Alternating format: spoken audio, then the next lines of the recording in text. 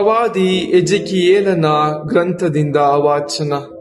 2ನೇ ಅಧ್ಯಾಯ, ವಚನಗಳು 8ರಿಂದ 3 ಹಾಗೂ 4. ನರಪುತ್ರನೇ, ನಾನು ನಿನಗೆ ನುಡಿಯುವ ಮಾತನ್ನು ಕೇಳು. ಅವಿಧೇಯರಾದ ಆ ವಂಶದವರಂತೆ ನೀನು ಅವಿಧೇಯನಾಗಬೇಡ. ನಾನು ಕೊಡುವುದನ್ನು ಬಾಯಿ ತೆರೆದು ತಿಂದು ಬಿಡು ಎಂದರು. ಇಗೋ, ನಾನು ನೋಡುತ್ತಿದ್ದಂತೆ ಒಂದು ಕೈ ನನ್ನ ಕಡೆಗೆ ಚಾಚಿತ್ತು. ಅದರಲ್ಲಿ ಗ್ರಂಥದ ಸುರುಳಿಯೊಂದು ಕಾಣಿಸಿತು. ಆ ಸುರುಳಿಯನ್ನು ನನ್ನೆದುರಿನಲ್ಲೇ ಬಿಚ್ಚಿದರು. ಅದರ ಎರಡೂ ಬದಿಗಳಲ್ಲಿಯೂ ಬರೆದಿತ್ತು. ಅದು ಪ್ರಲಾಪ, ಶೋಕ, ಶಾಪ ಇವುಗಳ ಬರಹದಿಂದ ಕೂಡಿತ್ತು. ಬಳಿಕ ಸರ್ವೇಶ್ವರ ನನಗೆ, ನರಪುತ್ರನೇ, ನಿನಗೆ ಕೊಟ್ಟ ಈ ಸುರುಳಿಯನ್ನು ತಿನ್ನು. ಅನಂತರ ಇಸ್ರಾಯೇಲ್ ವಂಶದವರಿಗೆ ಸಾರು ಹೋಗು ಎಂದು ಆಜ್ಞಾಪಿಸಿದರು. ನಾನು ಬಾಯಿ ತೆರೆದೆ, ಅವರೇ ಆ ಸುರುಳಿಯನ್ನು ನನಗೆ ತಿನ್ನಿಸಿದರು. ತಿನ್ನಿಸುತ್ತಾ, ನರಪುತ್ರನೇ, ನಾನು ಕೊಡುವ ಈ ಸುರುಳಿಯನ್ನು ತಿಂದು ಹೊಟ್ಟೆ ತುಂಬಿಸಿಕೋ ಎಂದರು. ನಾನು ಅದನ್ನು ತಿಂದು ಬಿಟ್ಟೆ.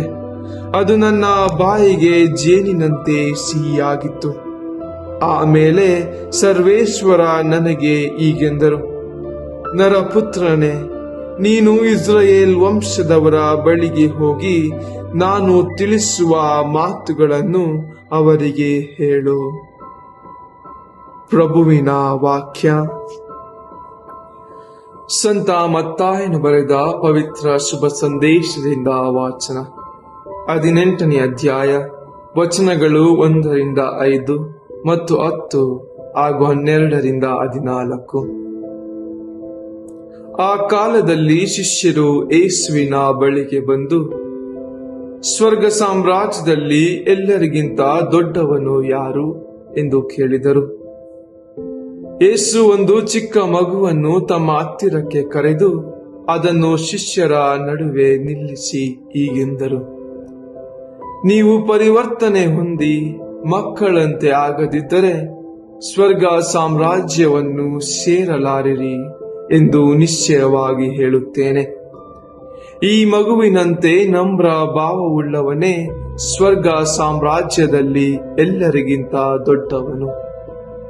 ನನ್ನ ಹೆಸರಿನಲ್ಲಿ ಇಂತಹ ಮಗುವೊಂದನ್ನು ಸ್ವೀಕರಿಸುವವನು ನನ್ನನ್ನೇ ಸ್ವೀಕರಿಸುತ್ತಾನೆ.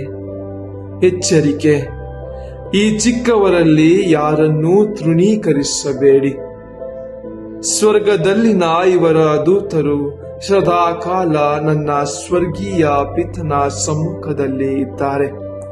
ಇದು ನಿಮಗೆ ತಿಳಿದಿರಲಿ. ನಿಮ್ಮಲ್ಲಿ ಒಬ್ಬನಿಗೆ 100 ಕುರಿಗಳು ಇವೆ ಎನ್ನೋಣ. ಅವುಗಳಲ್ಲಿ ಒಂದು ಕುರಿ ತಪ್ಪಿಸಿಕೊಂಡು ಹೋಯಿತೆಂದು ಇಟ್ಟುಕೊಳ್ಳಿ. ಆಗ ನಿಮಗೇನು ಅನ್ನಿಸುತ್ತದೆ?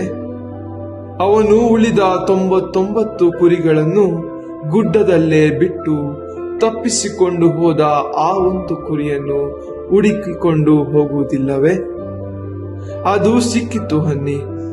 ತಪ್ಪಿಸಿಕೊಳ್ಳದ ಈ 99 ಕುರಿಗಳಿಗಿಂತ ಸಿಕ್ಕಿದ ಆ ಒಂದು ಕುರಿಗಾಗಿ ಅವನು ಹೆಚ್ಚು ಆನಂದ ಪಡುತ್ತಾನೆ ಎಂದು ನಿಮಗೆ ನಿಶ್ಚಯವಾಗಿ ಹೇಳುತ್ತೇನೆ.